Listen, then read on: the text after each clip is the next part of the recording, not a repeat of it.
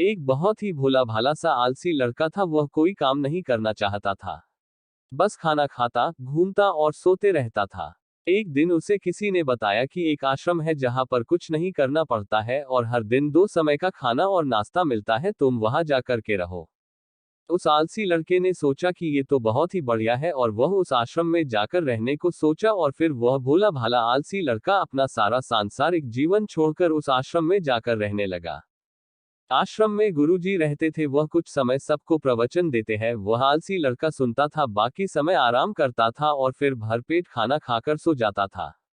ऐसे ही उस लड़के का दिन गुजरता गया। एक दिन उस आश्रम में कुछ भी नहीं बना। नाश्ते के समय नाश्ता नहीं मिला। उसने सोचा नाश्ता नहीं मिला, भोजन तो मिलेगा। अब भोजन के समय भी उसे भोजन नहीं मिला। लड़का दौड़ करके गुरु जी के पास गया और उसने पूछा कि आज भोजन क्यों नहीं बना। गुरु जी ने कहा कि बेटा, आज एकादशी है और जितने भी आश्रम के सदस्य हैं उनका उपवास है और तुम्हारा भी आज उपवास है, आज भोजन नहीं बनेगा। वह लड़का आलसी था और उसे भूख भी बहुत लगता था। उसने गुरुजी से बोला कि मैं उपवास नहीं रहूंगा, मुझे भूख लगी है, मैं खाना खाऊंगा।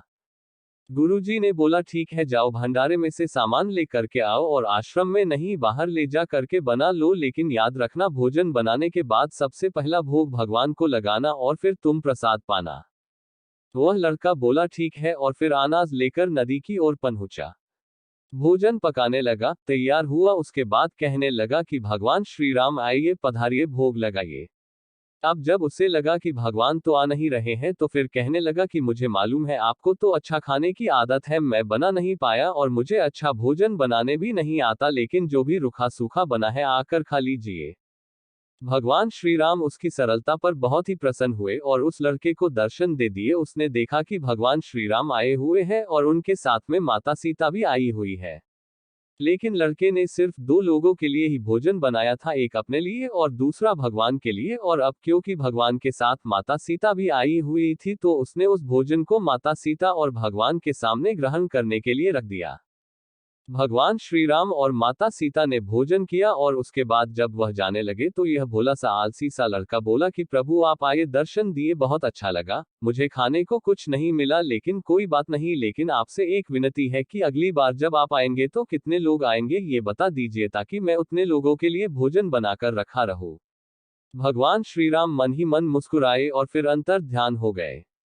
लड़का आश्रम गया, दिन बीतता गया और फिर एकादशी का दिन आया और इस बार उसने 3-4 लोगों के लिए अनाज ले करके खाना बनाने के लिए नदी के किनारे पहुंचा और उसने बड़े प्रसन्नता से भोजन बनाया और इंतजार करने लगा कि प्रभु आइए और भोग लगाइए। इस बार लड़का देखता है कि भगवान श्री राम पूरा राम दरबार ले करके आए हैं, जैसे माता सीता, लक्ष्मण, भरत, हनुमान जी और सभी लोग आए हैं। लड़के ने 3-4 लोगों का भोजन बनाया था और इस बार भी भोजन कम पड़ गया। लड़के ने निराश होकर भोजन को प्रभु के आगे रख दिया, उन्होंने भोजन किया और फिर चले गए और इस बार भी लड़का फिर से भूख रह गया। अब लड़का फिर आश्रम गया, दिन बीतता गया और फिर एकादशी का दिन आया और इस बार गुरुजी से कहने लगा कि गुरुजी मुझे इस बार थोड़ा ज्यादा अनाज चाहिए।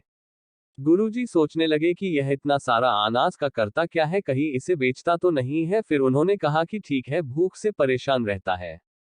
लड़के ने कहा कि नहीं गुरुजी, मैं भूख से परेशान नहीं रहता हूँ, प्रभु के साथ बहुत लोग आते हैं, उनको भी तो भोजन करना पड़ता है। गुरुजी को लगा कि लड़का पागल हो गया है, लेकिन गुरुजी ने सोचा कि चलो एक बार चलकर देखते ही कि लड़का इस अनाज का करता क्या है। वह भोला सा लड़का अनाज लेकर के नदी के किनारे पहुंचा और इस बार भोजन बनाया नहीं। उसने सोचा कि प्रभु हर बार ज्यादा लोगों को लेकर के आते हैं, इस बार वह जितने भी आएंगे खुद बना करके भोग लगा लेंगे और फिर प्रेम से प्रभु को बुलाने लगा। गुरुजी ये सब छुपकर देख रहे थे कि ये भोजन तो बनाया नहीं और प्रभु को बुला रहा है। लेकिन लड़के ने देखा कि इस बार प्रभु के साथ बहुत से लोग आए हुए हैं तो उसने प्रभु के सामने हाथ जोड़ करके कहा कि प्रभु माफ करना, आप बहुत सारे लोग आते हो, मुझे संख्या पता नहीं होती है और मेरी हिम्मत भी नहीं होती है कि इतने सारे लोगों के लिए भोजन बनाओ। आप स्वयं आइए, बनाइए, खाइए और भोग लगाइए। प्रभु मुस्कुराते हैं और अपने साथ आए सभी लोगों के साथ मिल करके भोजन बनाते हैं। गुरुजी ये सब छुप करके देखते हैं और फिर लड़के के पास आकर के कहते हैं कि तुम ये कर क्या रहे हो। लड़का कहता है कि गुरुजी, आपको दिख नहीं रहा है कि भगवान श्री राम पधार चुके हैं, माँ सीता आई हुई है, हनुमान जी आए हैं और भी सभी लोग आए हुए हैं, भोजन बन रहे हैं। गुरुजी ने बोला कि पागल हो गया है, मुझे तो कोई दिख नहीं रहा है। लड़का गुस्सा हो गया और बोला, प्रभु आप ये क्या कर रहे हो, एक तो मुझे भूखा रखा है और गुरुजी को दर्शन नहीं दे रहे हो, जो मुझे पागल समझ रहे हैं, कृपा करके गुरुजी को दिख जाओ। भगवान बोले, नहीं, मैं इन्हें नहीं दिख सकता। लड़का बोला, क्यों नहीं दिख सकते, मेरे गुरुजी तो बहुत महान है, बहुत बड़े ज्ञानी और ज्ञाता है। भगवान बोले, हाँ ज्ञानी और ज्ञाता होंगे, लेकिन तुम्हारी तरह सरल नहीं है। जो सरलता तुम में है वो तुम्हारे गुरुजी में नहीं है।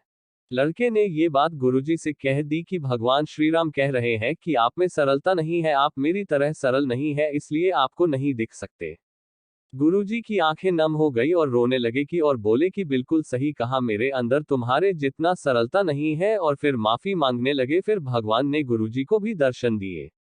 ये कहानी हमें सिखाती है कि जीवन में सरलता सबसे आवश्यक है, जितने सरल बने रहेंगे उतना जीवन में आगे बढ़ते चले जाएंगे। जब आप सरल होते हैं तो आप खुद भी मुस्कुराते हैं और दूसरों को भी मुस्कुराने की वजह देते हैं।